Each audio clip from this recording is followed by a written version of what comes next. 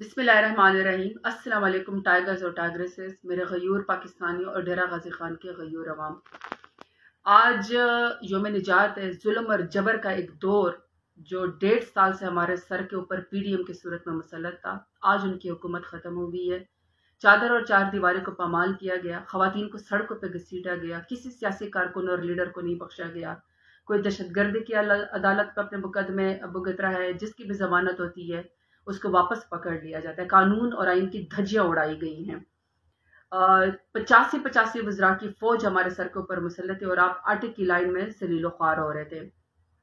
आज योम निजात का दिन है। जहां तक मेरे लीडर इमरान खान की बात है, मेरा लीडर इमरान खान, मैं समझती हूँ कि इस वक्त मुश्किल वक्त है और एक गलत मुकदमे के अंदर और एक झूठे मुकदमे के अंदर सजा काट रहे हैं, लेकिन उनकी हिम्मत है और उनकी बहादुरी है कि वो पाकिस्तान में इस पीडीएम के गुंडों का मुकाबला कर रहे हैं।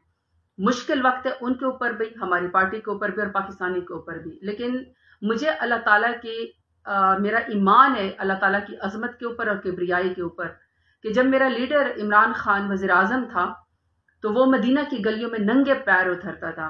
अल्लाह ताला कभी भी ऐसे शख्स को जो शान रसूल का और हुब्बे रसूल का मुकदमा लड़ता हो, कभी भी अकेला नहीं छोड़ेगा। मुश्किल वक्त है, लेकिन मैं ये समझती हूँ कि तारीख हमेशा बहादुरों को याद रखती है, बुज़दिलों को नहीं। मुश्किल वक्त में ना अपने लीडर का साथ छोड़ा जाता है, ना अपने मुल्क का साथ छोड़ा जाता है, ना अपने अवाम का साथ छोड़ा जाता है। इमरान खान के साथ ही जिएंगे।